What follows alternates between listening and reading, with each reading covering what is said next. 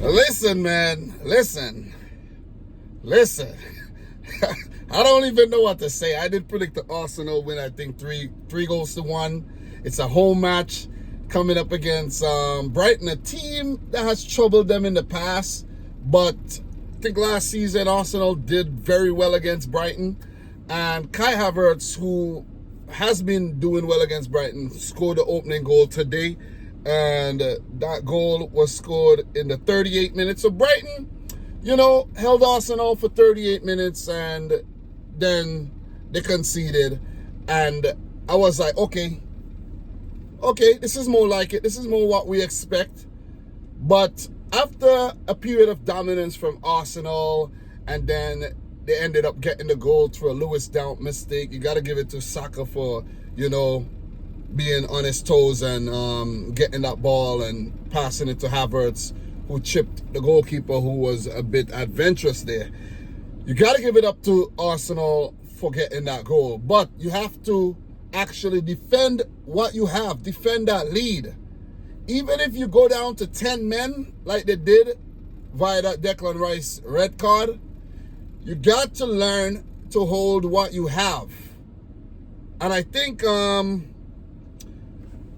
Arteta may have made a mistake here. So, 38-minute goal. After the goal was scored, the game, meandered a bit. Arsenal didn't really dominate. Brighton wasn't really, threatening too much. And it's like the game was just, going along without any team really threatening too much. And then the Declan Rice thing happened. That's so stupid. You're on a yellow card for a dumb tackle you made in the first half. And then you're going to go and do little stupid shit like that, pardon my language, by kicking away the ball when the player's trying to take a quick free kick. Like, come on. I know even if you don't agree that it's a free kick towards the opponent team or whatever, towards the opposite team, just walk away and keep your poise, man. And this could be the difference between Arsenal winning the Premier League or coming in second, like they have done in the past 2 seasons. Thin margins. Very thin margins. And I know Mikel Arteta and Arsenal are going to rue dropping 2 points early in the season at home to a team that I think they should beat. A team under new manager, 31 years old, Fabian Herzler. Bettered Mikel Arteta on the day, in my opinion, because when the red card happened, immediately that Calafiori move should have been made. That move wasn't made until around after the goal was scored, after João Pedro equalized. So Arsenal played a good, let's say, 7 minutes or so, 8 minutes with 10 men, without some extra defensive cover. And I think that's where they made the mistake. Bam! You get that red card, immediately. Hey, Calafiori, warm up. Or Kiwior, whoever, warm up, on. We are ahead. We got 1-0. We got the advantage. We're going to keep it. Come on, shut up shop. He didn't do that, and they conceded. Give it up to Lewis Dunk for redeeming himself there with that through ball. Arsenal defense sliced up, diced up, cut apart, and you could see Gabriel's face at the end of that. He was like, oh, man. Brilliant ball to Minte, Yankuba Minte. He's really, really good, the Gambian. Big up to any Gambian watching this. I know there'll be Gambians watching this. But his shot was brilliantly saved by Raya. Give it up to Raya. Raya actually saved, the game for Arsenal and helped them walk away with at least a point, because some of the saves he's made, brilliant. Even against Aston Villa, brilliant. Arsenal had their opportunities. Well, before I move on, João Pedro did dispatch. He scored a winner against Manchester United, and he's had a very good start to his season. But Arsenal could have scored more goals. Kai Havertz had a chance, brilliantly saved by Verbruggen. And Saka had a chance, but he couldn't get enough on that ball to put it past the Dutch goalkeeper. And Brighton, it's fair to say, in the second half, were the better team. And they were helped tremendously.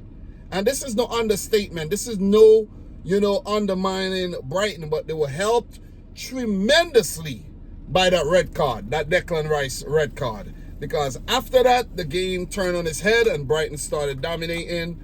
Arsenal did get a few breakaway, a few counterattacks, but all in all, it was Brighton, the better team in the second half. And I think they deserve that point that they picked up. And they could have gotten all three, especially with the positive mindset of Fabian Hutzler to make some of the changes that he made at the back end there by bringing on Enciso and, of course, whoa. Am I seeing this right? Kobe Minu sends message as West Ham transfer finalized. Nah, that can't be true. That can't be true. Is this true?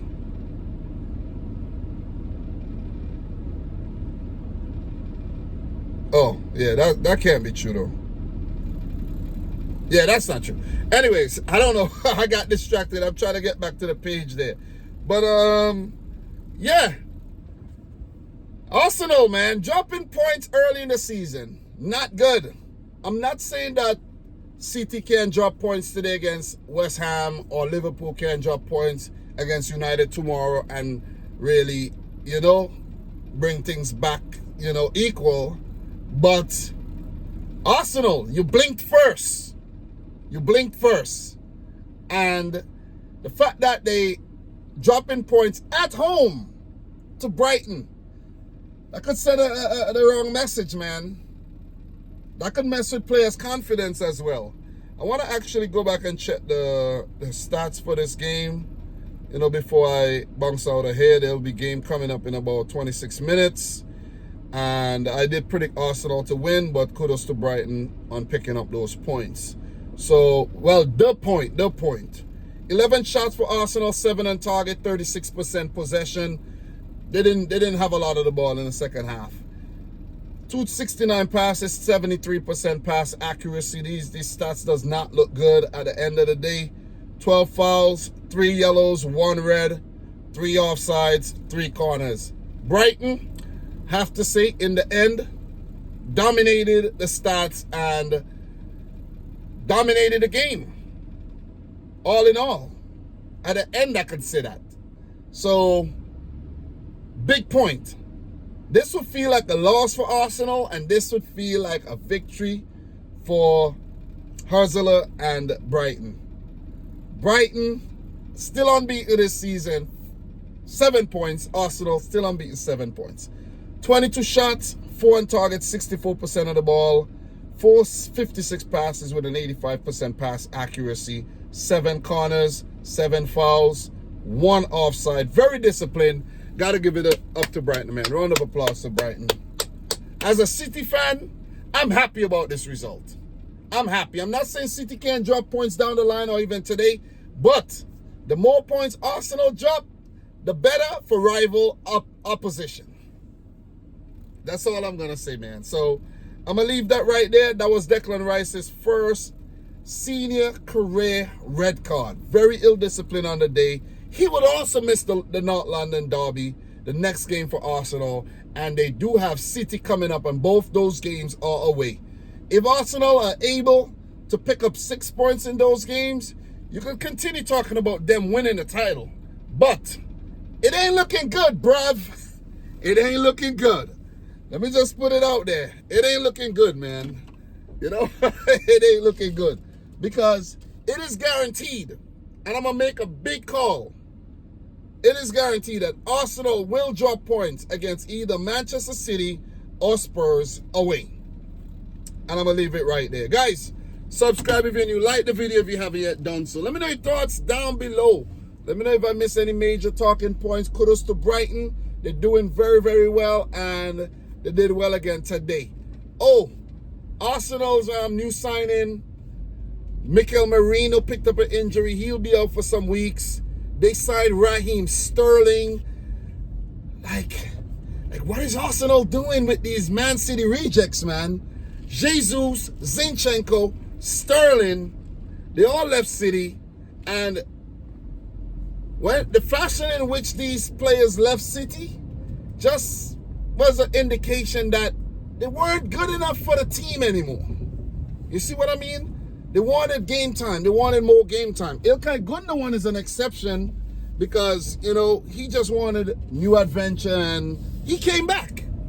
But we didn't take back Raheem Sterling. You see what I'm saying? And Zinchenko was always a defensive liability. And Gabriel Jesus weren't clinical enough in goal, in front of goal with the amount of opportunities that he used to get. Right? And Raheem Sterling, oh man, don't even talk about the chances that Raheem Sterling been missing. Arsenal are setting themselves up for failure with some of these signings, to be honest. And I know people like to praise Jorginho, but the Jorginho signing, you know, in the past, the Cedric Suarez signing, the Zinchenko, the not so much the Jesus, but the Sterling sign, oh man. Ain't looking good at all, man. Ain't looking good. Guys, we'll talk soon, man. From your boy Dom. Until next time. Peace out. Squad. Damn. Them Gunners folding early.